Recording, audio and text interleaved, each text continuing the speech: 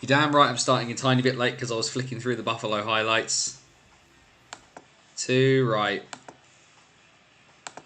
Too right we were doing that one. Raisin and Biscuit Yorkie, it's not for girls. Nah, horrible advertising campaign, that one. Just nonsense. Mostly because I had a Yorkie one as well. And I picked it because for some reason it was bigger than the other one. My sister gave me the option of. But hey ho. Let's hit the button. Hello. And yes, after beating Palace last night, we've got the logo on today. Up the Reds on that front. We'll give folk that chance to get in. Obviously, the tweet's gone out. I actually need to remember to make sure that it's gone out in various places. I remember to shout out as well. Obviously, as well, we've got the Bees putting out their awards, as it seems, because it's their end of season awards night. I believe they're at they're at one of the sort of the local drinking establishments. Is it? Oh, it's the Windsor and Eaton Brewery, isn't it? They're at their sponsor for bits and pieces. Either way, like I say, let's get people in. Like I say, of course, do chuck in your answer to the warm-up question. What is the best Easter egg you got this year? For me, I haven't broken into it yet. Hang on, I'll grab it so people can see it. What we got? Because the wife got me the Dairy Milk half and half. Which is definitely a good option. Do like my white chocolate, can't lie. Reese's, very, very good shout, Andrew. The wife is a big fan. Bought her the Reese's one before, got the M&M's one this year. Either way, I've also realised the slight issue I have is that I have not pressed the button to I've got the graphics loaded into OBS, but I've not actually loaded everything up for myself so I can see what I'm talking about. Not my best of plans, and it's going to cause everything to go slightly wonky for a moment, so apologies about that, but hopefully people can still hear me. And once I've got this loaded up, we'll crack on with the show, because of course the downside is we haven't got quite as much hockey to talk about at the moment, because there's not as many teams playing. We are into the business end of the season, my friends. Very, very much so. Let's hope this will work its way through. There we go. That's done that. Hopefully the encoding issue will then kick aside. He says, come on. There we go. It's kicked itself off. In which case, we're going to crack on. Guys, gals, and the gender fluid and all beyond the binary, it is Wednesday night. It is 8 p.m. And welcome back once again to the BOTW What's Current stream. My name is Anthony Russell, here to bring you all the weird, wonderful and wacky stuff from across the National Ice Hockey League structure here in Great Britain. We focus on the National Division. That is our bread and butter. That is our home port. But of course, we take a moment to look through absolutely anything and everything from across the NIHL. That means the National Division, as well as Division 1 and Division 2 in the north and in the south. Happy Wednesday, everybody. The regular season is officially done across the NIHL. The National finally caught up with everybody else. We're going to go through the last weekend of the National because, of course, there was 2 spots in the playoff groups there to be decided. And then, of course, we had playoff quarterfinal action. The postseason is here in Britain, and we are rocking and rolling. And it's going to be fantastic stuff. Just looking at some bits and pieces there because something's flashed up on my phone.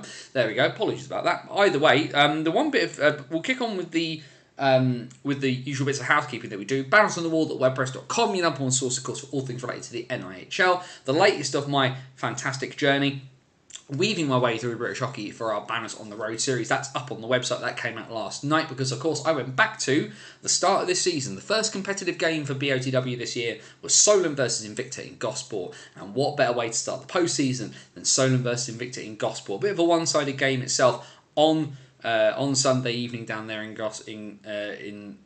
Gosport between the Devils and the Dynamos. But much more impressive game than the scoreline suggests. Plenty of fantastic storylines. The last game in Gosport for Drew Campbell before he retires. Aaron Strawson's career, of course, has now finished after 12 years at Invicta. He is retired as well. Lots of back and forth, little bits of controversy in there as well. Definitely do go check that out. And the rest of the season that I've gone through over on bannersonthewall.wordpress.com, as well as our Hockey Stories series, long-form pieces of content, written, audio, visual, Got some bits and pieces coming, hopefully over the summer as well. We need to start doing a bit more planning on that, I won't lie, but I've got this season to focus on still first. Tons of stuff over on the website. And the other thing, of course, is we're live. It's YouTube, it's Wednesday night, and that means it's BOTW What's Current Stream Time. If you haven't already, please do go share the stream out on your social media of choice, Twitter, X, whatever you want to call it, Facebook, TikTok. I don't use TikTok, but if you want to share this on TikTok, then go nuts and do. And of course, the other great thing is because we're live, the chat function is there. Questions, comments, thoughts, feelings, anything you want to throw in as we're chucking our way through the news and the action from the NIHL. Please do stick it in the chat. Nice interactive community here. This isn't a monologue, it's about you guys joining in too. But of course, if you are going to check in for bits and pieces, then please do remember the golden rule here at BOTW. DBAD, don't be a dick. Be respectful of other people's thoughts and feelings, and we are all going to get along just fine. I've had a message from upstairs from my son that I'm talking too loudly. He's sleeping too badly. So I'll just quickly remind my son that he should be in bed and should be asleep and not worrying about me talking. There we go. Either way, though, we got news, breaking news right now, actually from across the NIHL. Slough announced earlier tonight that Jacob Minter has signed a new 2-year contract with the Jets, so he will be back for them next year. But the big news is coming out from the National Division just now. After being named the Bees Forward of the Year, Marcel Balach has committed back to the Bees for 24-25. That news coming out of the Bees end of season awards night just a few minutes ago at the top of the hour, that Marcel Balach, of course, who's been on this absolute fantastic goal scoring run this year for the Bees, and that he will now be back in Slough with the Bees for 24-25, which is obviously fantastic news if you're a Bees fan. And like people have sort of said, oh, he's had a real breakout year, and I've said before and I'll say it again, it's not really been that breakout of a year. He was brilliant in Basingstoke last year. He's been brilliant for the Bees this year, but he's been providing different roles for them. He was much more of a sort of a playmaking focused centre kind of player that last year, and this year he's been asked to contribute more offence, playing alongside Dom Gabai, and it has just worked. With Gabai being back, that's obviously going to be as well. That's going to be a massive boom for Balach, who, of course, as you know, he's now been in Basingstoke. He's been with Slough. He still stays in and around Basingstoke, it should be said. So the fact that he's over, staying in Britain for what will be his 3rd year in the National Division, not a massive surprise. What we are going to do though is we are just going to quickly piggyback on the back of that tweet. It's now on the What's Current stream. And then we will quickly stick the link on that and put that out there. The other news, of course, tonight is that Martin Suster's back on the ice training with the Peterborough Phantoms now. You assume that he's going to be doing some bits and pieces. He's actually going to be playing. So, of course, he did sort of step away from hockey earlier in the season, we believe, due to a head injury. But ultimately, big boom for Peterborough to get an extra guy back into the roster. Suster's, of course, had a really, really good start to the season, got hurt, never really quite sort of recovered.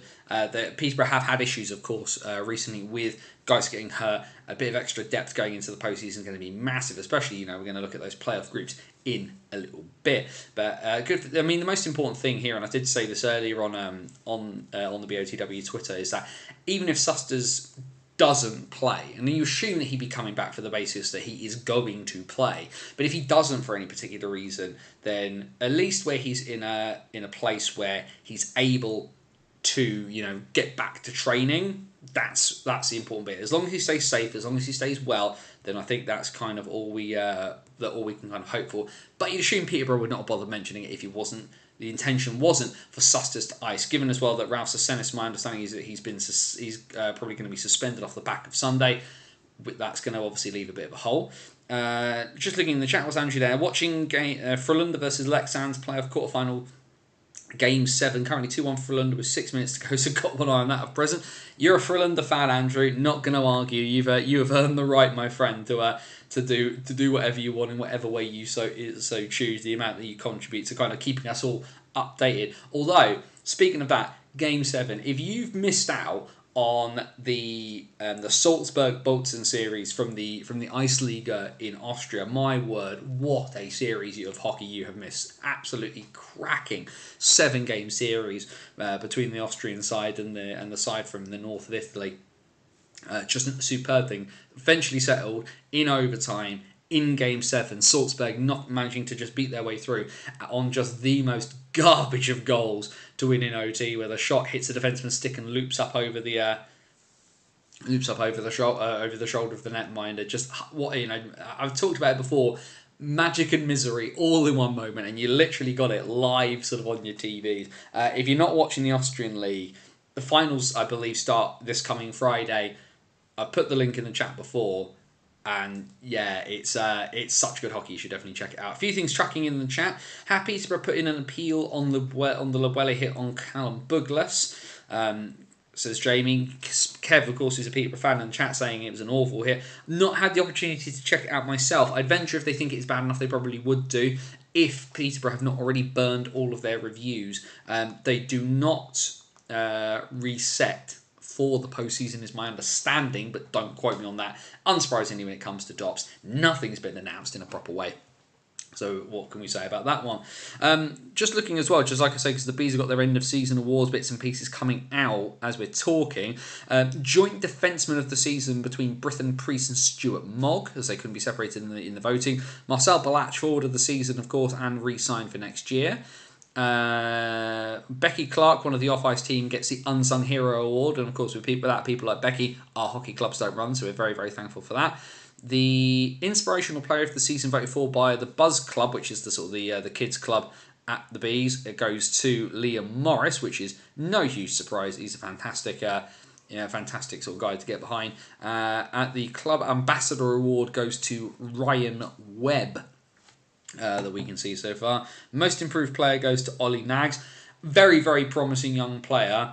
Obviously was kind of meant to be on a two-way with Chelmsford and really hasn't featured that much for featured as much for Chelmsford as he potentially could have done. I think Ollie Nags is probably going to be a very, very difficult commodity to keep a hold of for them. But the other news then, just from a few seconds ago, is not only Nags the most improved player, he too will return to the Bees in 24-25. So that's Marcel Balach and Ollie Nags announced as being signed for the Bees for the upcoming campaign. So some good news for Bees fans as they're heading into the playoffs. I wonder whether they potentially leave Balach until a bit later on. But why not? When you've got all the fans around, everybody's enjoying themselves ahead of what is going to be a bit of a potentially quite a tough postseason for the Bees. Get some enthusiasm behind everything, and of course, if nothing else, if Balach is going to be back, you'll want to get that news out there so that other teams know that he's going to be off the market, and people aren't going to try and slipping any brown envelopes anywhere at the Coventry weekend. So fair play on that one. He says, having a swig of water. But yeah, obviously a fair few bits and pieces. Obviously quite an interesting weekend. We've seen a few bits and pieces happen last weekend. A few guys, obviously as well, retiring. We've already talked about Drew Campbell and Aaron Strawson in Division 1. Not heard tons and tons of news out of some of the other clubs so far, but that might be potentially just because I've missed it or it's not been talked about. But of course, from the National Division last weekend, we do know that the last couple of games have been played by a couple of people. Ross Murray of the Solway Sharks, of course, 400 games and out for Peanut. He has called time on his ice hockey career. I venture we'll potentially see Ross Murray back in the SNL next season, but he's certainly stepping away from the Sharks after 400 appearances for Dumfries. But obviously with the Shark season coming to an end, so close and yet so far for the Sharks. But the Sharks then with some big news off the back of Murray's not returning, that they had a club record attendance at that last weekend, over 1,100 people in the building for the Solway Sharks for a league match for the first time, I believe, ever.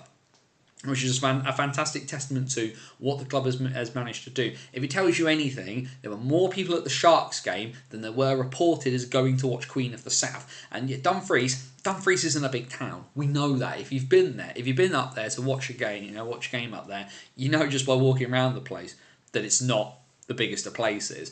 But the football team are so readily established. So for the Sharks to get more people in a game than the football team, that's big news for the Sharks, and that's a testament to John, to Phil, and to Dave as an ownership group. That's testament to the team for putting a product on the ice that people want to go and watch as well. So full credit, like I've said, the Sharks I've called it the magic on the Nith. There's more to come out of that club, believe you me.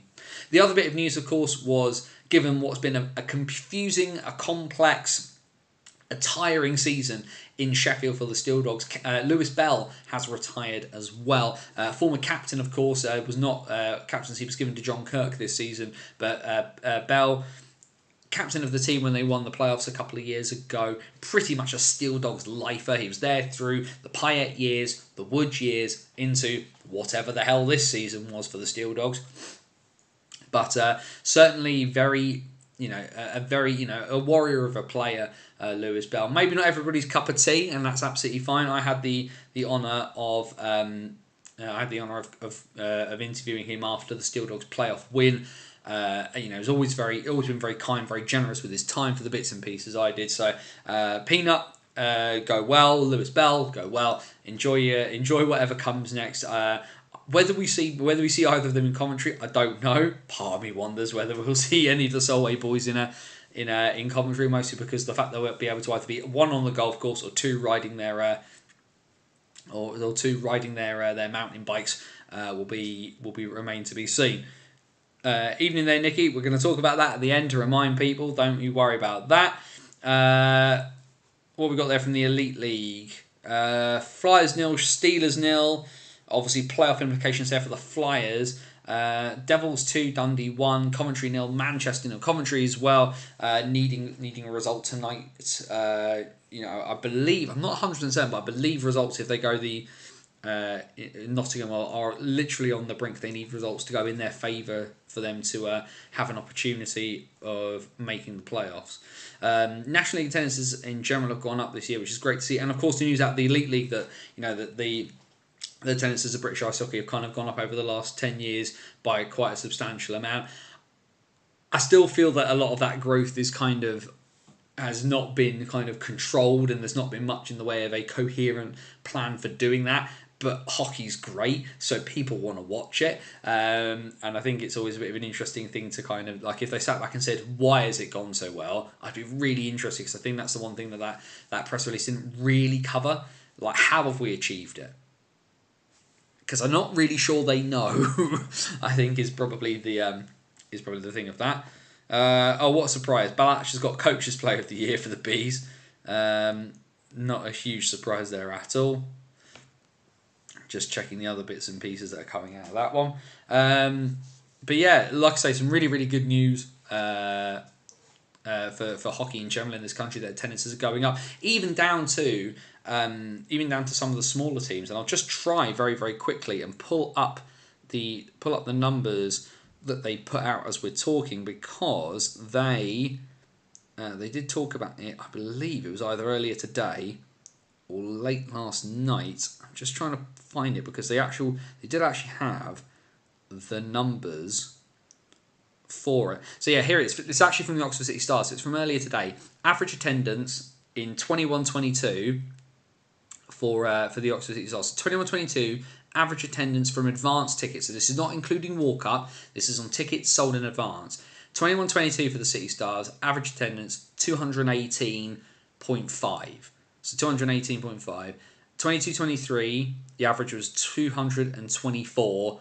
For 23-24, the average attendance, so people buying tickets ahead of the game, 332 people. So in a year, they were averaging an extra 100 people through the door buying tickets in advance. That's not on top of walk-up. That's not on top of so that those numbers take out people who thought, I'm going to go to the hockey tonight. So one of those things it's going to include is probably a lot of away fans that didn't come into that one. But even down to the fact that smaller clubs like Oxford, and admittedly Oxford have done a massive push this year to kind of improve their visibility. But when you put the effort in to get people through the door, even for a club like Oxford, and let's face it, on ice this year, Oxford have been not very good. It's not gone well for them. But even they are starting to have a real upswing in attendance, because, spoiler alert, hockey is great.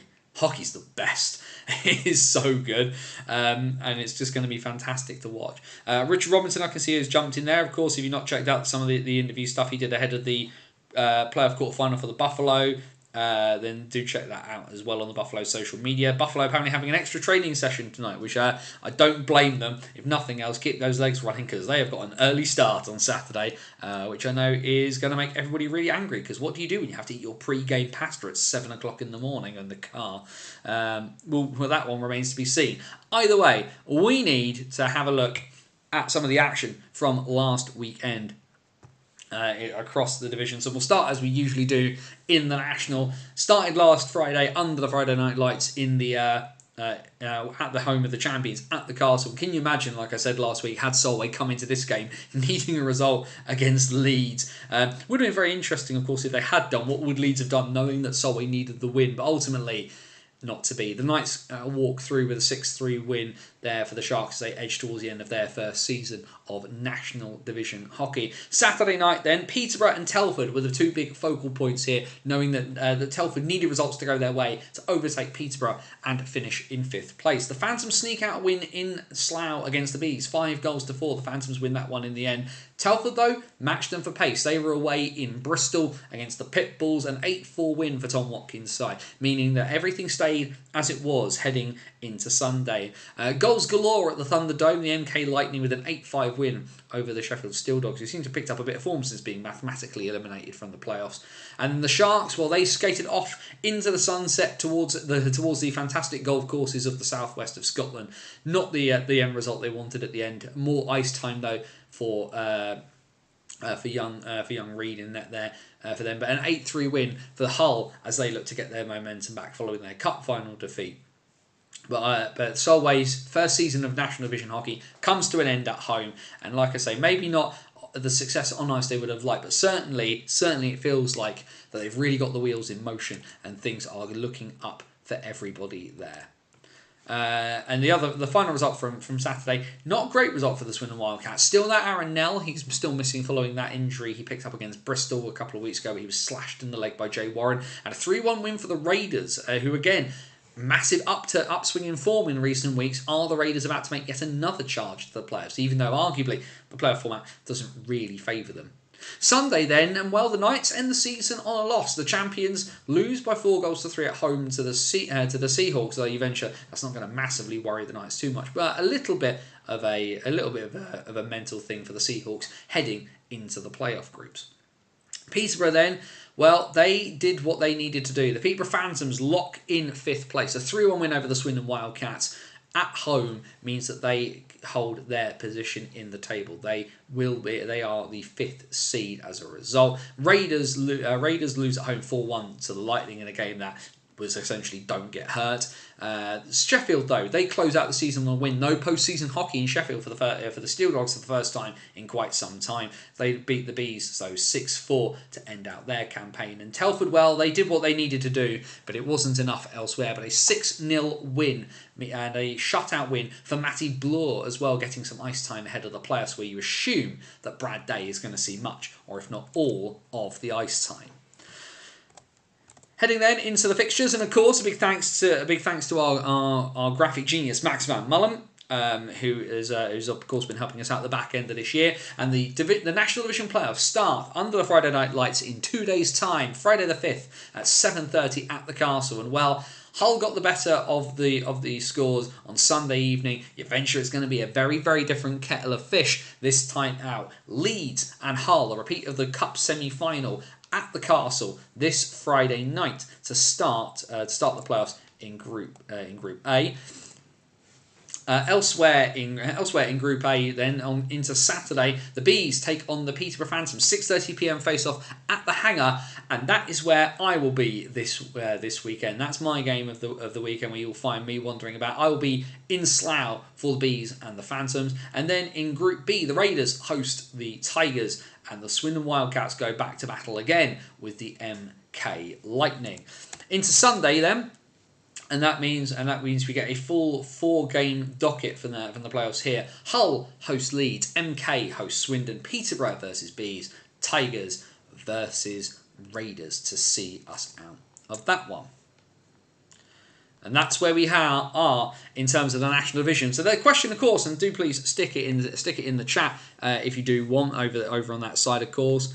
We got our playoff groups. Who do we see? Who do we see going through on the out of those ones? Let's get your predictions in now, because of course we know Group A: Leeds, Hull, Peterborough, Bees. Group B: MK, Swindon, Telford, and Raiders.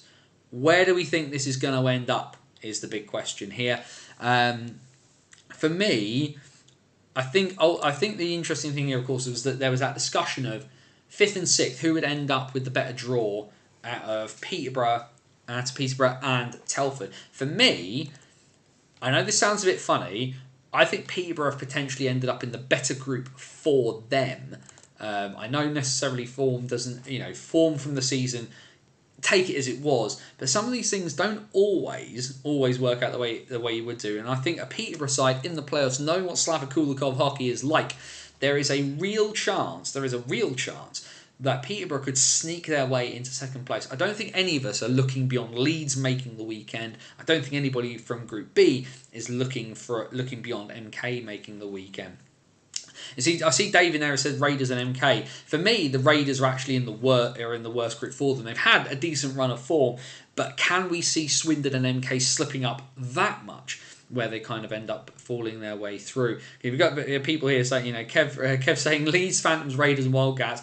Show me the Phantoms fan that isn't predicting MK to go through.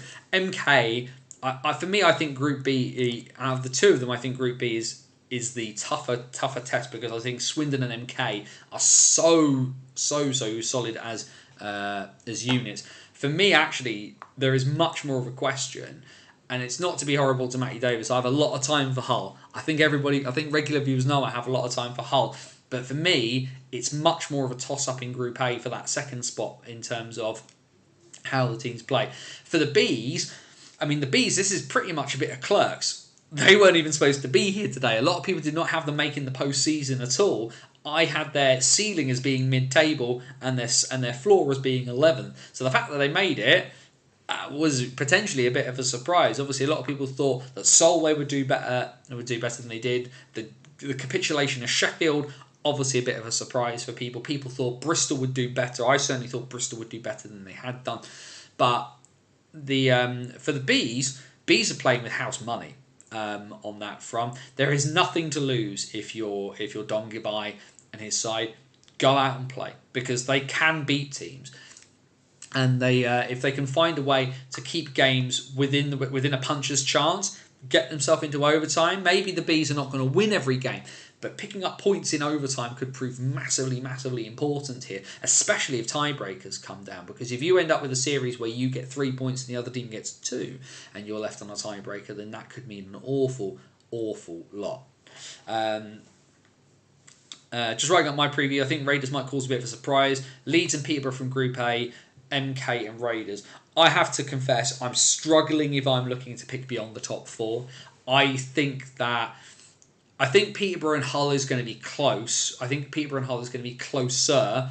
For me in Group B, I'm struggling to see beyond the Lightning and the Cats, if I'm really honest. I think people sometimes, because of how consistent they have been and consistent they are, that people underestimate Swindon a bit. Raiders can take the Cats, so have MK. I think especially with that Lebwele, Cats will struggle. The thing for me there, Dave, is actually I think even without Gale, I think the bigger miss for Swindon is going to be Aaron Nell, if Aaron Nell is not ready to go. But they have proven over the last couple of weeks, like they've had a bad last weekend because effectively, like I said, for a lot of teams, Swindon included, it didn't mean anything for them. This was a case of getting through uninjured and hit the reset button this week ahead of the playoffs. Nell is a bigger miss because Lebwele has played with a bit more freedom this year because he's not been relied on to be the guy like he was in Basingstoke last year. But the Cats have proved that they can play without some of their top-end guys. The ability to get top-line minutes out of Sam Bullis in that game against MK when Nell was injured, and Malazinski got his 100th goal. That's on the website as well because I was at that game. But like Swindon have got depth. Swindon have got depth and they have versatility in their guys as well. And I think people underestimate that in Swindon as a result. Rennie Maher as well has had a much better year than last year. And heading into this one, I think there's something to prove there. I've said before as well that I think Swindon kind of get a mulligan on this year, because what would have happened if they played the entire season at home? Would it have been the same kind of wobble? I don't know. But that they usually have, I don't know. But it does remain to be seen. Remember though, Anthony, Swindon have not qualified for Coventry since the Cloutman call in 2014. They haven't, but as someone who doesn't believe in luck per se, all things end. Even the curse of County Meath is going to end at some stage. But if you let these things sort of sit in your head, then it's going to be a problem. But ultimately, I think the thing for all teams in this, and I've had this conversation with Jacob Ranson from the Raiders. Like any team, if you win 4 games, you put yourself in a chance. You put yourself within a good chance of being able to be at the weekend if you win 4 of 6. And if you win 5, you're pretty much there. So you need to kind of figure it out. Pressure is on Swindon to make it this season. I think you're saying that, Jamie, because everybody said that the pressure was on MK, and I think more pressure was on MK to win anything at all than it was for Swindon necessarily to make the playoff weekend, if I'm 100% honest. Because Swindon are just kind of always there. The pressure on them to make the weekend, I think, is in the minds of Swindon fans because they want to make it. But I don't necessarily think that, if they miss out, is a bit of a shock. But Swindon, who are a consistent top half team, not making the weekend, it's almost kind of like meme value at this stage. But I think there was more pressure on MK to do something this year than Swindon, and I still maintain that. Even though Wildcats rested a few players Sunday, they still look really good. But there's a reason for that, Kev. They're good. They're actually a really good team. By the looks of it, I will be in Swindon. So I will be in Slough this weekend for Bees versus Phantoms. My plan is to then be in Swindon for Swindon versus Raiders, and then the last weekend, like I say, a bit of a toss up is the plan. Just kind of see what happens on that front, and see whether we can and see what game is sort of the best of the choices, as it were, because there's obviously going to be a few things up in the air heading into that last weekend. Where will I go? I'm not 100% certain at the moment, but certainly this weekend I'll be in Slough. Saturday night, Bees versus Phantoms, the start of the playoffs for them. Obviously, we should hopefully be a very, very exciting evening. Looking forward to being there. There for it. So there we go on that front. Raiders can take the Cats, and so can MK. Yeah, well, definitely. Milton Keynes can beat Swindon. That's entirely doable. The Raiders are such an interesting proposition, and it's one of those things again where I was looked at the Swindon roster at the beginning of the year and said that their window for success was really, really wide in terms of the league. In terms of the playoffs, the Raiders kind of find themselves in a similar position, because literally for the Raiders, they could go completely mad and win the group, or they'll finish bottom and not win a game. And yeah, they've had an upturn in form recently, but that doesn't, like I say, outside of MK, outside of winning outside at home, even if you give the Raiders a home win, even if you say they win all 3 of their home games, where do the Raiders win away? That's the question. I couldn't quite get my head around on that one. And the thing I sort of struggled to kind of really see where they would get that. Because like I said, if you get 4 or 6, you put yourself in a good position, right? And you need to... That's just, like I said, that's just the thing for me where I'm slightly struggling to kind of pick everything up there. I'm just trying to look very quickly at the National Division table. I'm just quickly going to pull it up, and let's just have a quick squiz at some bits and pieces.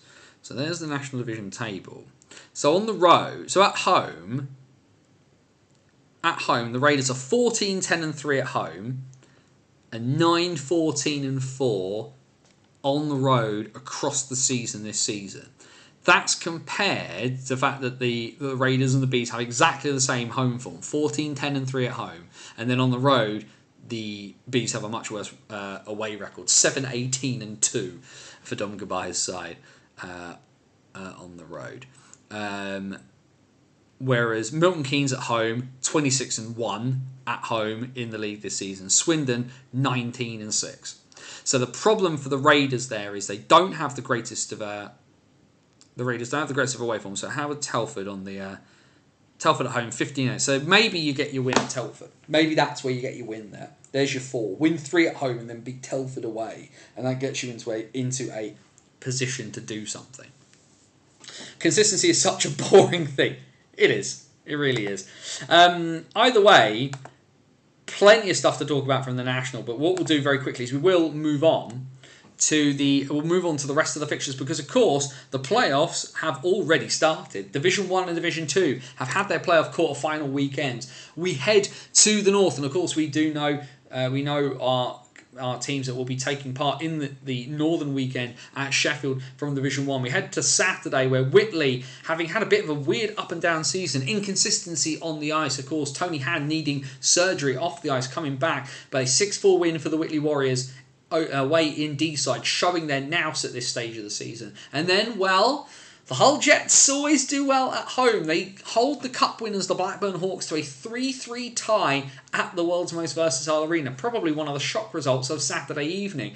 Less of a shock, though, was the Nottingham Lions, without a variety of players, including Zach Yokoyama, suspended for the rest of the season as a result of a reviewed penalty for him. But they lose to the league champion Billingham Stars 5-0. It's only Billingham's third win in the last 10, this particular one. And then Widnes put up a spirited display but lose by 5-2 at home to Solihull. That then led into the following night, where Billingham cruised their way to a 5-1 win, a 10-1 aggregate win for the Stars. Hull, they're great at home. They've never been great away. Their away record this year has been something, like I say, it's been one of the BOTW What's Current Stream memes about Hull winning on the road. They didn't win on the road. A 5-1 win for the Blackburn Hawks over the Jets sees Blackburn advance into the playoff weekend, as do Solihull. A 7-4 win for the Barons over the Wild takes them through, and Whitley win by 7-5 at home against the D-side Dragons, which means that we have our setup for North 1. We'll have a look at the full brackets for everything in just a bit. Into South 1 then, and yeah, as you'll notice, there's one fixture short. That's because Stretham's quarter-final tie was reduced to one leg. Milton Keynes unable to find any home ice time due to a few bits and pieces going on up at the MK Arena. For whatever reason, the Thunder couldn't get home ice on Saturday, meaning their tie was just one leg. And as you can see from the score at the bottom, hopefully it wouldn't have made that much of a difference. Either way, Saturday, Oxford, well, they sprung a bit of a surprise against Chelmsford. They were leading 1-0 and 2-1 at one point, but ended up getting blown out in the end. 6 forwards Oxford travelled to this game with. The Chieftains win by 10-2. A pretty solid Saturday evening. A close fought one in the 4th-5th tie between Invicta and Solent, but the Devils, a goal from Dan Lackey, proving to be the game winner and putting their noses in front heading into the Sunday. And then one of the ties, and full credit to Joe Scutts on this. We all sing the praises of Joe Scutts quite a bit for a bunch of different things here. But one of the things he'd said to me, and I've repeated it a few times, he felt that Romford's best matchup was Slough, because he felt they'd have the propensity to do something, and they certainly spooked a few people on Saturday night. A 5-4 win. Again, like I say, we talked about Hull holding Blackburn being a shock. This one was a shock as well, maybe slightly less of a shock, but a 5-4 win for the Romford Buccaneers at home put their noses in front heading into Sunday against the team with the best natural goal scorers in the league, in that holy trinity line of Seb Moore, Christian Moore and Jack Goodchild. Into Sunday then, well, Oxford put up another spirited fight, but they got blown out again. An 18-3 aggregate win for the Chelmsford Chieftains as they win 8-1 at Oxpens. And Slough, well, they did not take losing lightly, a bit like Nelson Muntz. You made me bleed my own blood, and the Jets eventually step it up and blow the Buccaneers away. 6-1 the final score at the Hangar puts Lucas Smithill's men into the playoff weekend. And then there was the game I was at, of course. You got the full report over on bannersonthewall.wordpress.com. A 7-1 win for the Solent Devils. I still feel that scoreline flatters Solent ever so slightly, but as I've also said in that, this was one of the most complete performances I have seen from a Solent Devils roster in my years I've been visiting Gosport. An absolutely superb performance in a game that had a lot of emotion in it, too much emotion if you're Invicta, and some refereeing that left a lot of people very confused and very angry. But either way, the Devils will walk up the hill at Ali Pally, and then that one-legged tie between the champions Streatham and MK finishes 14-0. In my chat with Ben Painter, I predicted 7-1. So, I got one score. right, just in the wrong game. Oops.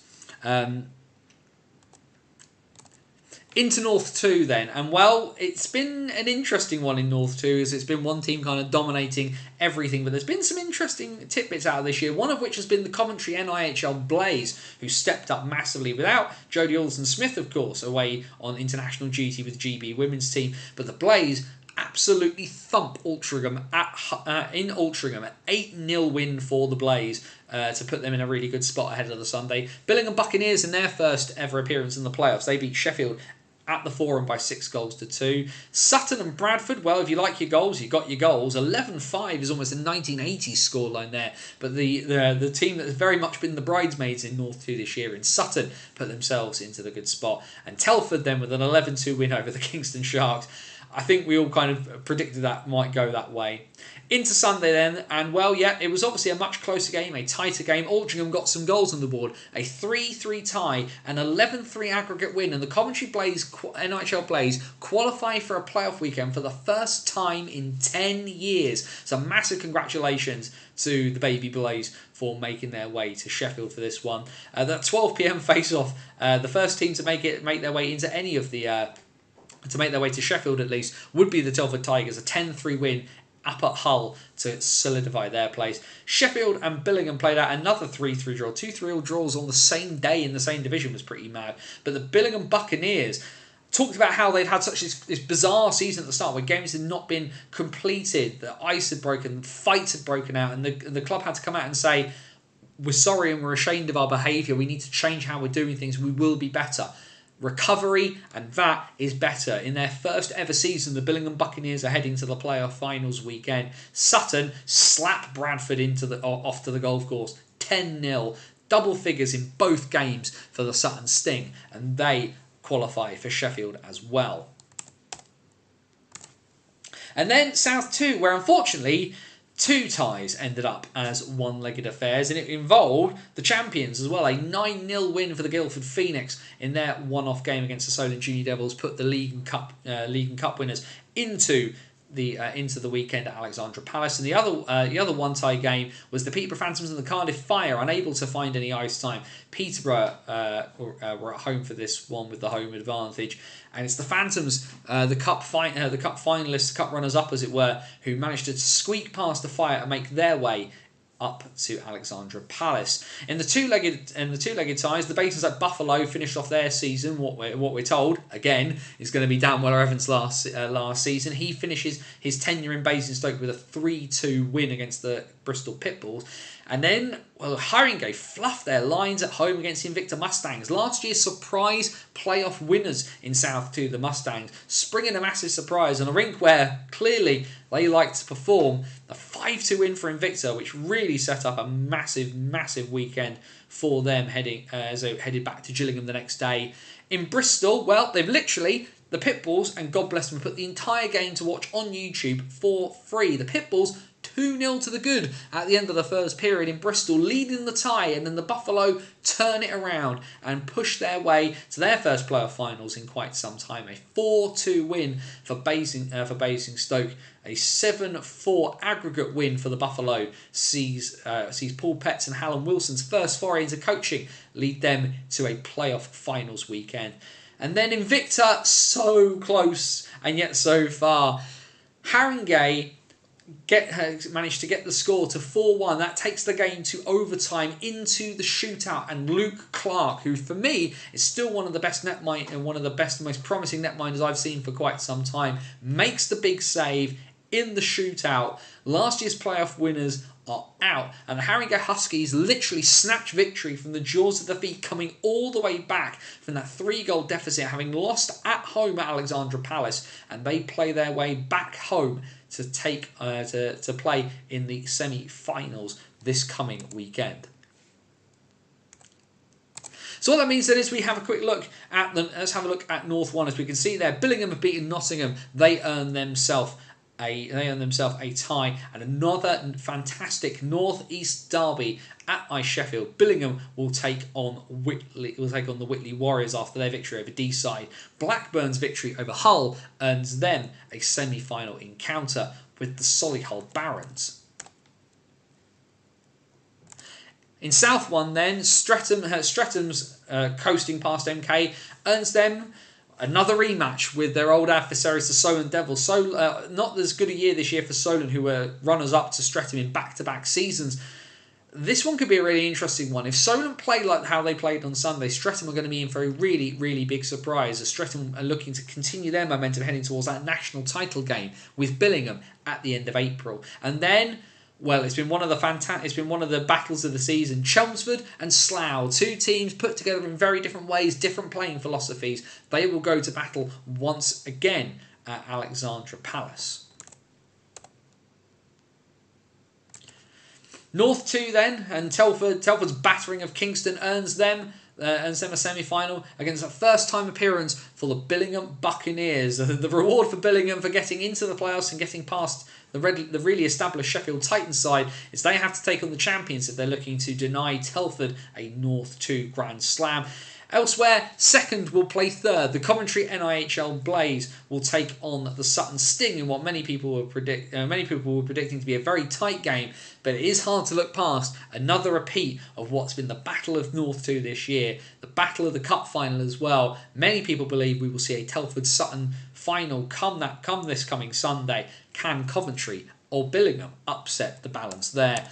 And then into South 2. The league and cup winners, the Guildford Phoenix, will take on the Basingstoke Buffalo for a team. The Buffalo have been laser focused on this playoff title. A lot of these guys who potentially just due to work and life and other bits have never got to play together again. Hallam, Wilson and Paul Petts have reached out and pulled back guys who've been away and left for a bunch of different reasons. Some guys signed elsewhere and were released. Other guys just happen to be literally flying in down the road. But it's going to be a fascinating encounter as Basingstoke feel that they can pull off the surprise. Peterborough, having beaten Cardiff, they will take on the Haringey Huskies. A repeat of of some fantastic games earlier this season. Really interested to see how this one goes. Of course, Haringey having literally had to come back from the brink. Peterborough with a tough game on Saturday, but ultimately one game more and not quite the emotional roller coaster. I, of course, will nail my colours very, very firmly to the mast. Basingstoke never dies. Up the Buffalo. That's all I can say on that one. We hit the button. Let's have a quick look at the chat then. We've gone through the entirety of the NIHL. That's what we have there. So remember, of course, start times. I believe it's 10 o'clock. First face-off is Sheffield. 10:30 is your first face-off at Alexandra Palace. That might be the other way around. I'll double check in a minute. So apologies on that one. Have a quick look at the chat then. Are we underestimating Telford slightly with Tom Watkins as head coach? Anything possible? It is, but anything is possible. But it feels more like people are wondering whether Telford or Raiders have the propensity to kind of do things. And I just think the Raiders feel, for me, there's a gut feeling about the Raiders that if there's a surprise to be sprung, that's the surprise at the moment. Why do people keep sleeping on Hull? People sleeping on Hull, I don't necessarily think sleeping on Hull necessarily, but I think it's about the propensity for this group having played in the postseason. And what that means. This Peterborough group, for the fact it's had a really, really wonky, inconsistent year, a lot of injuries, the core is still there. And Slava Kulikov knows what to do in these situations in a way that Matty Davis has never had to do as a coach. And I think that's probably why people are kind of underestimating potentially Hull a bit. If you look at the overall quality of the teams, I don't think people would argue. Like, the league table doesn't lie in that sense. Hull have had the better season, making the cup final. The performances of Svek, Sobchak since his arrival, Chamberlain, Balmer with his ridiculous amount of points this year, McLaughlin as a netminder is brilliant. But Peterborough are just annoying. Peterborough are really annoying in this sense. They have a horrible habit of spoiling things for people. He's one of the best in the league. I shouldn't say about Tommy. I don't tell Tommy I said that. If Tigers poo the bed as they often do, they would still give them a fighting chance. From a netminding perspective, I think, like I say, I've never been the biggest cheerleader for Brad Day. I believe there are better netminders in the division. He certainly gives them a chance. I think he's I think he's obviously very experienced at that level, and again, that may be why. I'd be interested to kind of see how that one kind of plays out. But Bradley's got the experience edge now, I think, as well. He's got the experience that he didn't have, that obviously comes with having played in a lot of these situations, and whilst he's not my personal favourite netminder, he certainly has the ability to do it. For me, Hull, I think, are struggling with fatigue lately. Definitely a factor in the second leg of the Cup final last Tuesday at the Thunderdome. I think there is potential for that, but everybody's tired at this stage, Jamie. Like to see Cliff do well this weekend with chance for that Ali Pally. I've got to confess, that game is a complete toss-up, and that is going to be establishing netminding is going to be a really big factor there. But Chelmsford have lacked consistency in some of these really crunch moments. They lacked it in the Cup semi-final 2 legs against Slough, and they have to find the ability in one game to really do that damage that they weren't able to do there. But yeah, Chelmsford's consistency at times has been pretty wonky, especially in really, really crucial moments. And I mean, I've said it a lot this year, but I mean it. Slough are good. They are very, very good. That Streatham versus Slough at the moment is still sitting there, because I'm having that discussion about my end of year, my arbitrary BOTW end of year awards. Streatham versus Slough South One Cup final second leg is up there for me with the best game of hockey I have seen this year. And I've watched Elite League hockey as well this season. Richard, correct. Buffalo versus Guildford is 10:30 at Ali Pally. I'm going to say it's 5 p.m. somewhere in mine. I can't drink beer at 10:30 in the morning. It's like people who drink in airports or whatever the time. I never get that nonsense. Andrews chucked us the scores. Fife 1, Sheffield 2 in the second. Cardiff 3, Dundee 1 end of second. Coventry 0. I can't see that because there's a thing in the way there. Coventry 0, Manchester 1. Not what the Blaze need at the end of the second. And Frölunda 1 in overtime. Yay! That's what we like. We like a happy Andrew day. Frölunda through to the semi-finals of the SHL playoffs. Who are they playing, Andrew, actually? Let's have a... Who's likely to be for the first game on Sunday at Coventry is obviously not Solway this year. It's Billingham versus Streatham. So league winners going to that Sunday game. It's not playoff related. People always get a bit confused and think it's the playoff winners. It is not the playoff winners who make that. It is the regular season league champions of those respective leagues that make that Sunday final at Coventry. It is effectively a league encounter. This is how Malik Martelli got away with playing last year, because he sort of guested in about a few games for. He played a few games for Streatham, sort of on and off, and managed to qualify as a result. So what are we going to have there then? So what's happening in the SHL then? So Vexia versus Rögler and Skellefteå versus Frölunda is what it's going to be now then. So that'll be some really, really excellent hockey there. Let's have a quick look. Is it going to tell us who scored? Is it going to tell us who scored the overtime winner? It is not. Cheers for that SHL website. There we go. But yes, Billingham versus Streatham is your National Division 1 final on that one. It's going to be a very, very interesting game. The momentum, though, massively feels like it's with Streatham at the moment ahead of the playoff weekend, just because Billingham's recent form has been so poor. Heading into the quarterfinals weekend, Billingham had won 2 of 9 heading into that. Heading into the quarterfinals. Of course, that's now 4 of 11, but that's not championship winning form. Streatham, I believe, are 9 of 10. Because they obviously lost a shootout game recently to Chelmsford, having secured the league, having secured the South One Cup, having secured that extra competition they all played, the Britain Cup as well. So the momentum feels very, very much like it's with Streatham on that one. But the big issue, of course, here is that all these teams have ever done with each other is watch game tape. You can only pick up those bits and pieces. And there ain't that many highlights for Streatham unless you're all watching Zara's Twitter.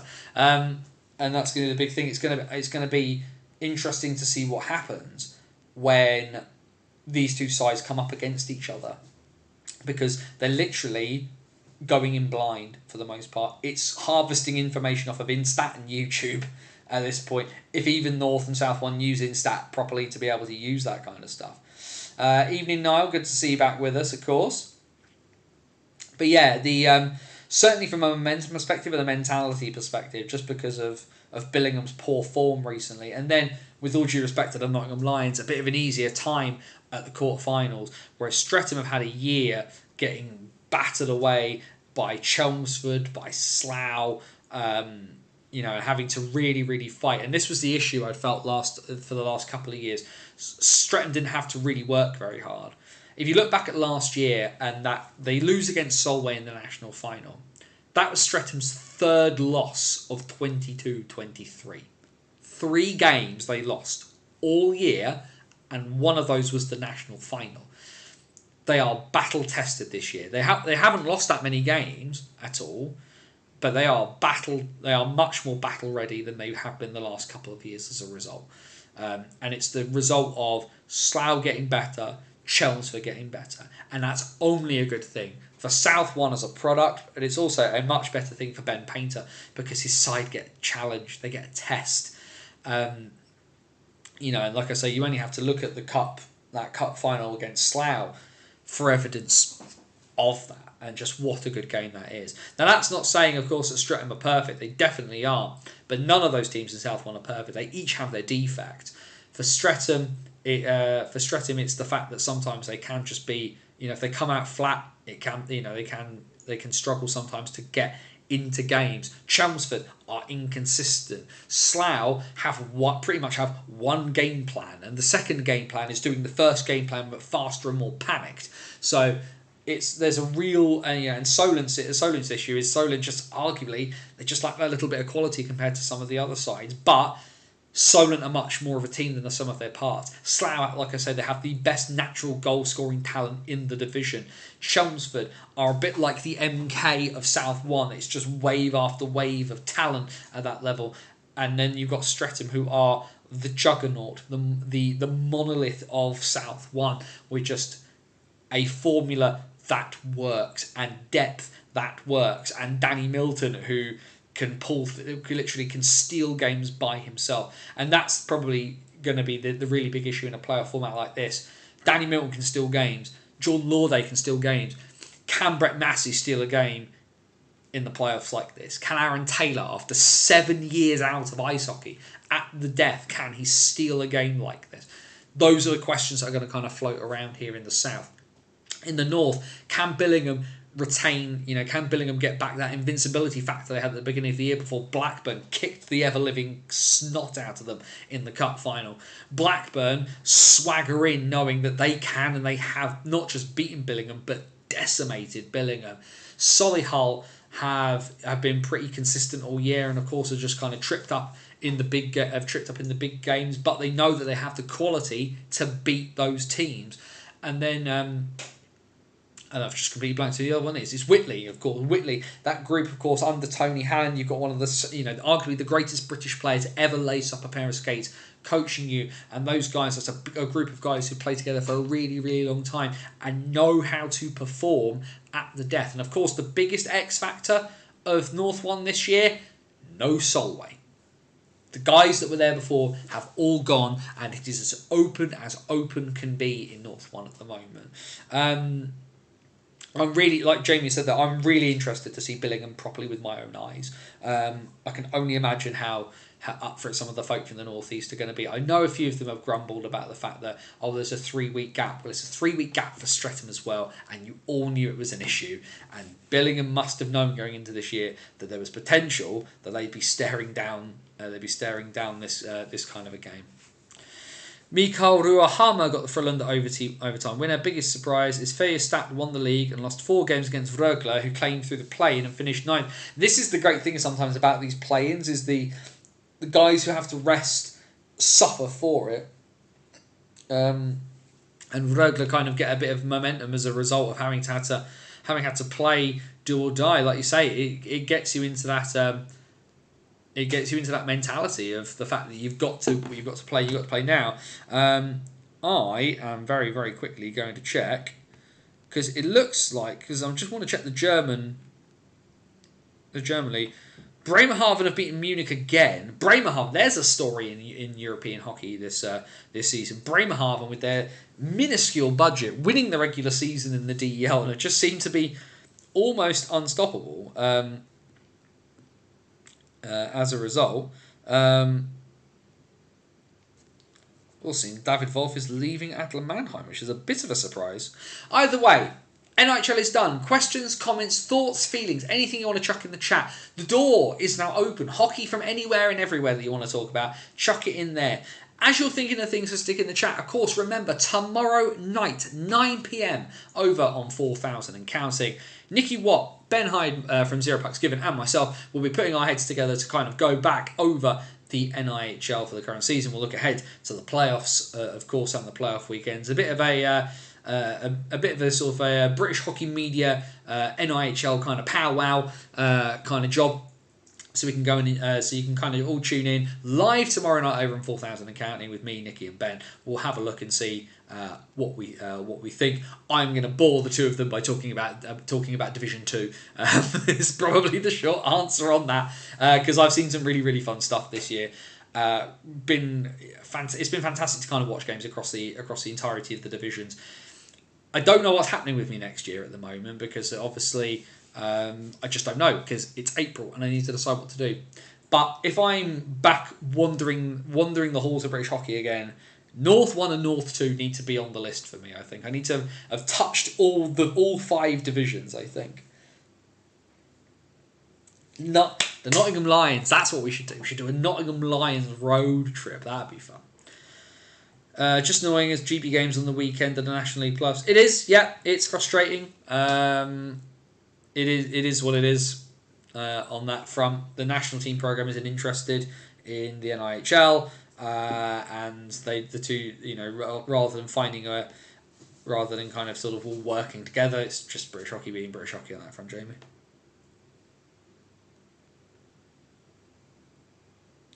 Just having a quick look.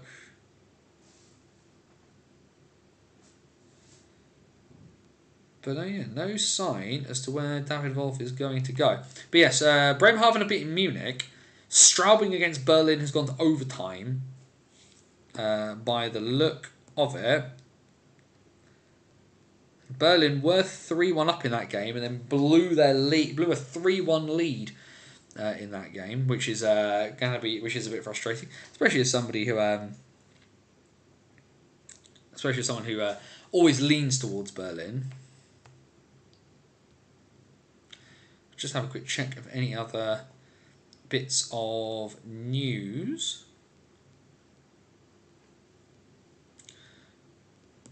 Nothing else coming out of the Bees one. I have a few bits coming out of the Bees one, actually. Sorry, Player of the Year for the Bees has gone to Dan Rose. Best British Player, Liam Morris. So fair play on that one to Mo, because he's obviously pulled out a few bits and pieces. And not a massive surprise, the Bees Player of the Season is Marcel Ballage. What a crushing surprise that is for absolutely nobody. I like Marcel. I like Marcel as a person. The few interactions I had with him, I had a very drunk conversation with him and Edgar Landsbergs at the Bison end of season. The Bison end of season awards thing, the final one for the time being, about reminders to Edgar Landsbergs about not eating before your missus cooks your dinner. The general lesson there, a very good lesson for everybody, young and old. But yes, obviously, NHL playoffs are slowly edging into view as well. As a Caps fan, if we make it, great. If we don't, it's okay. We are where we are on that one. Of course, the big news coming out of North America. 2 bits of news obviously coming out of the last couple of days. One, that the trial of the Team Canada players from 2018 regarding their charges of sexual assault, and apologies for mentioning that if such things do trigger you. But apparently there's been pre-trial meetings on that. But apparently due to the backups in the court system, potentially no trial there until 2025. The other bit of news, which of course is very, very frustrating to hear from the ECHL, is the folding of the Newfoundland Growlers, the ECHL affiliate of the Toronto Maple Leafs, having to fold immediately. Deacon Sports and Entertainment, the entity that owned the Growlers, as well as the Trevor Revere Lions, in the ECHL, the team that plays in Quebec. The Lions are being sold and will continue, but the Growlers have folded immediately and will not continue, which leaves a bunch of guys who have two-way AHL, ECHL contracts. They're ineligible now to play for any other team in the ECHL. So they basically are just going to end up a bunch of guys going to sit around potentially doing nothing in the AHL playoffs because they're just not featuring in the plans and they're not at that point where they can kind of go anywhere else. And maybe you'll see some guys, I don't know where they'll go, to be honest. A lot of black aces potentially for the Toronto Marlies heading into the playoffs. Are we getting the Bison back for next season? No. No is the short answer there. There is no official announcement. There should be. Planet Ice haven't done one. I keep saying they need to do something. I've said it to people in Planet Ice multiple times that they need to make an announcement. They have not done so. No. We are not getting the Bison back next year. There is no word as to what's happening, but very clearly as the rink has not been refurbished, we're not getting the Bison back is the frustrating bit there. And it's a lot of sort of shouting. We're at the point where the Planet Ice has said they want to buy back the head lease from Standard Securities, the company that owns that. No progress has been made. It is frustrating, it is disappointing, and even if playoff weekend is a few of us Bison fans in the block, or for the bits and pieces I'll be doing, shouting away and keeping up, and that's why I've been saying with the Buffalo, Basingstoke never dies. There's a hockey community full of really, really good people, a lot of really promising kids coming through. The Buffalo this year have been this fantastic mix of kind of guys who have stepped away from bits and pieces to kind of keep hockey rolling along in Basingstoke, as well as guys who've been Basingstoke lifers and juniors who've come through in their first sort of senior hockey, or you've got guys like Janni Virtanen, of course, who played for Bristol for a long time, is Basingstoke based and just wants to keep playing. The Buffalo have been a really, really good kind of thing about just keeping the flame burning, and it's not burning as bright as it once did. And the Buffalo, they can only have X number of people in the building, but it's the name, it's the town. It's not so much about whether it's a Bison or a Buffalo. It's about hockey in Basingstoke as a town that 1988 saw something start in a place that isn't particularly fashionable, and it's not a place with that people would say has a lot going for it, but it's got heart and it's got spirit and it's drawn people in from everywhere around it and acted like a sort of little magnet, not just for ice skating, for ice skating, for ice dancing, for hockey, whether you are male or female or wherever you land on the spectrum, kind of thing. We don't get it. Yes, they're still it's still getting discussed in the council meetings, Jamie, but we're kind of at a bit of an impasse with the council because we're now into the kind of the the private entities that need to kind of do their bits, and the council at the moment, the newer regime have been a lot better in terms of putting that pressure on, but they can only do so much. But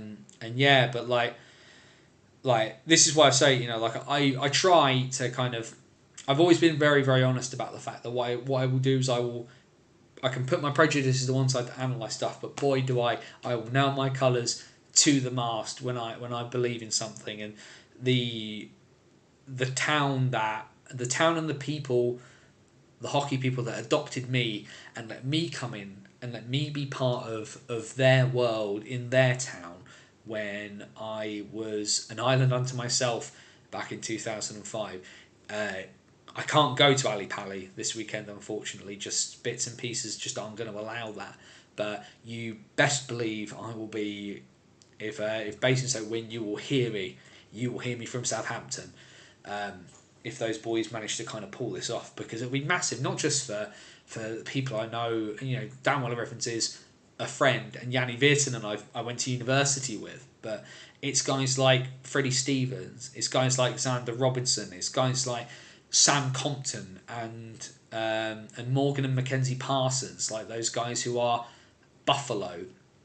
I was chatting to Yanni the other day because obviously, for those of you unaware, there was a bit of a scary incident with Yanni. Had a bit of a knee injury in the second leg against Bristol, and he said just like the attitude change that those guys who played national division with the Bison have brought to the Buffalo and just making it better has been massive to see. And it's all these little things, and it's not to sound cliched or anything like that, because I know everywhere is special to somebody, right? But what they've been able to do with literally nothing this year has been, literally calling on their mates to come and have a go. And Adam Jones, who didn't play for a year and a half because he was hurt, and Alex Sanford just happening to be stationed down the road with the RAF. Like, yeah, some things land in your lap. But to be, sometimes it is the right place and the right time, but you have to work hard to be in that right place at that right time. And oh dear, you best believe I will be shouting from a distance for those Buffalo boys. And I like Guildford Phoenix a lot. They are a great organisation with great people. Jill Howarth, Milos Milicevic kind of letting me have a go at something just to kind of prove that it works, and Josh Sherrington kind of advocating for me behind the scenes. I have a lot of time for the Guildford Phoenix as a group of people. They are great. But I think everybody knows very, very firmly where I stand. Are Basingstoke playing? Yes. Then I'm there. That is the side I will stand on, and that's the side I will stand on until the very, very end. So, yeah, that'll be fun.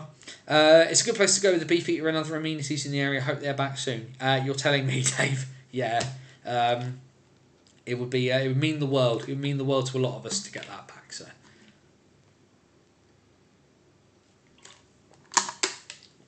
Oh, dearie me. Needed that water. Anyway, as we're edging towards 9:15, we will say last call for comments and questions and bits and pieces like that people want to chuck in.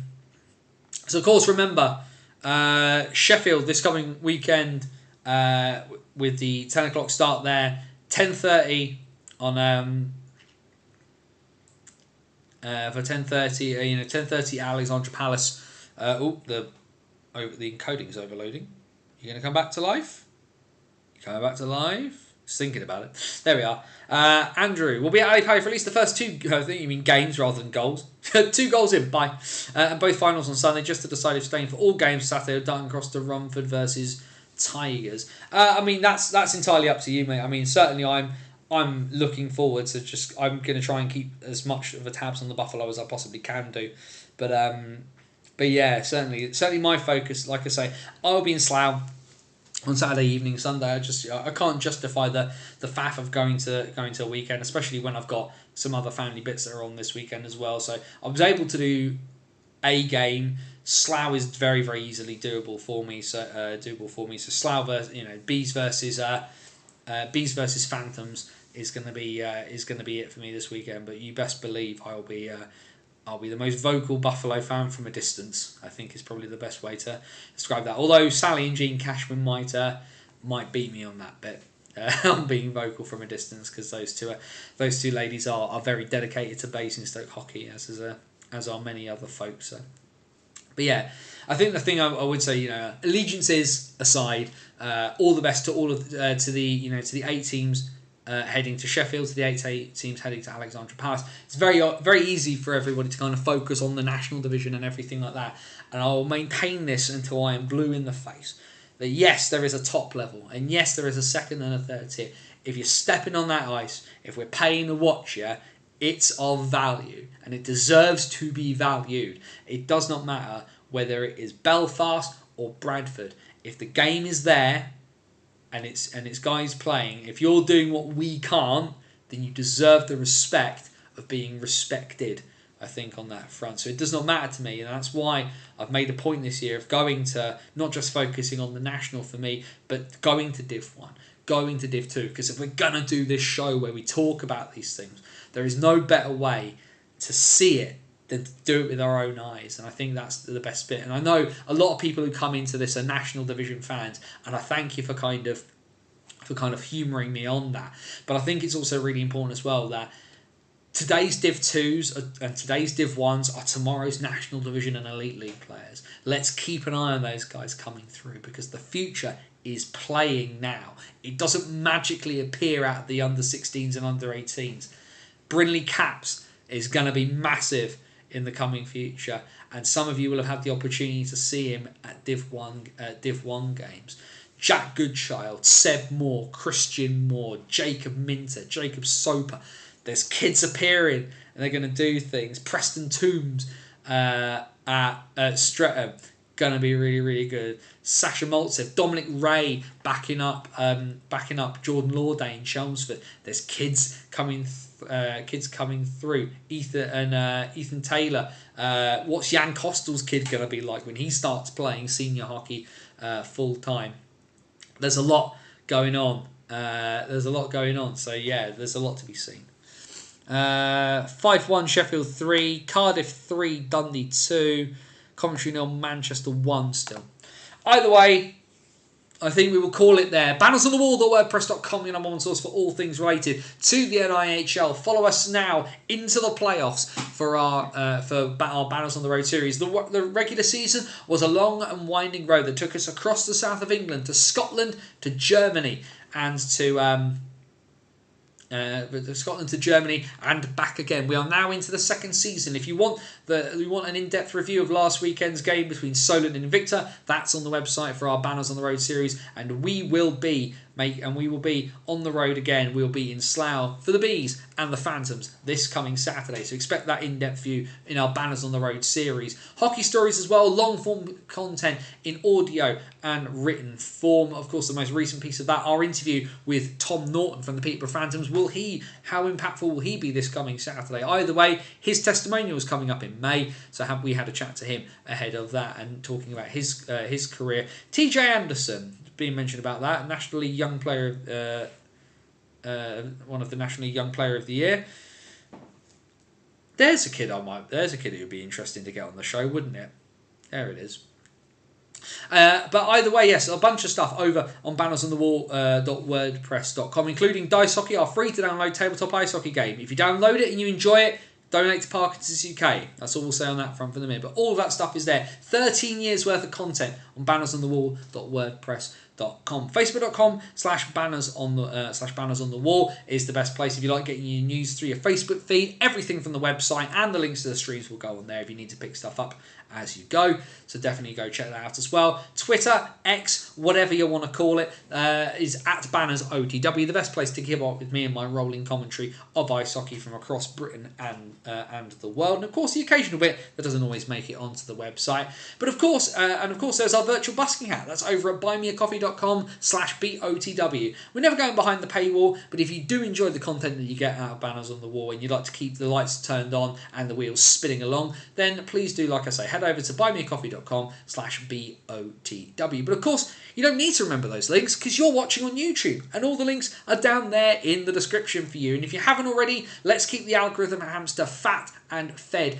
Please subscribe to the channel, hit the notification bell to get those notifications. You'll be told when we go live. You don't even have to sit around and wait anymore. But share the video, like the video, do all of those bits. It does help out, especially with all those kind of algorithmic bits and pieces. And then, of course, also on the YouTube channel, there's plenty of bits and pieces. All those original videos, match reports, the details in the Devils series that I've done this year with the Solent Devils, with people like Harry Cloutman, Alex Cole, Mark Duffy. And believe me, we will get down to Alex Murray before the end, once the season is done, and kind of a Devils breakdown of the 23-24 campaign. And maybe, just maybe, if they upset the apple cart, something else might make an appearance in that interview. You never know. But tons of stuff there over on YouTube. And of course, for the remainder of the season, we will still be here Wednesday nights, 8 p.m, the best live show that covers all things across the NIHL. It is the BOTW What's Current stream. And of course, a little bit extra, tomorrow night, 9 p.m, over at 4000 and Counting's YouTube channel. Nicky Watt, Ben Hyde from Zero Pucks Given, and myself will do a bit of a breakdown and a look back and a look forward to all things NIHL. We'll look back across the season, look ahead to the playoffs, and see what good stuff is going to come. Should be entertaining, should be exciting. Hopefully you guys can join us all live for that one. And there we are. The regular season is no more. 23-24 is about a month away from ending. It ends for some teams this coming weekend. The crescendo of Division 1 and Division 2 happens at Sheffield and Alexandra Palace this coming weekend. The National Division, well, their playoffs begin. The 6-game sprint to Coventry begins this Friday night for Leeds and Hull and will culminate somewhere at the Sky Dome. Who will make it? Can Leeds do the double again? Can Milton Keynes add to that cup after years of waiting for anything? Can Swindon finally make the showpiece? Will Hull overcome the disappointment of the cup final loss to MK? Can Peterborough, after a wonky season with injuries and inconsistency, spring the surprise again? Do we dare count out Tom Watkins and the Telford Tigers? Will the Raiders make a repeat run but go one further this time? And can the Bees, playing with house money, sting everyone for the National Division's final prize of 23-24? We're going to find out, and the joy is we get to find out together Wednesday nights at 8 p.m. on the What's Current stream. So thank you very much for joining us as always. Be happy, and if you can't be happy, then wherever you are, please do be safe. As my friend Scotty Woods would say, take care of yourself and somebody else. For bannersonthewall.wordpress.com, this is Anthony Russell saying stay safe, and so long till next time. Tomorrow night, 4,000 and counting, 9 p.m. over here on YouTube. Otherwise, you can join us next Wednesday night for the What's Current stream. Enjoy your hockey weekend this weekend, everybody. We'll see you soon.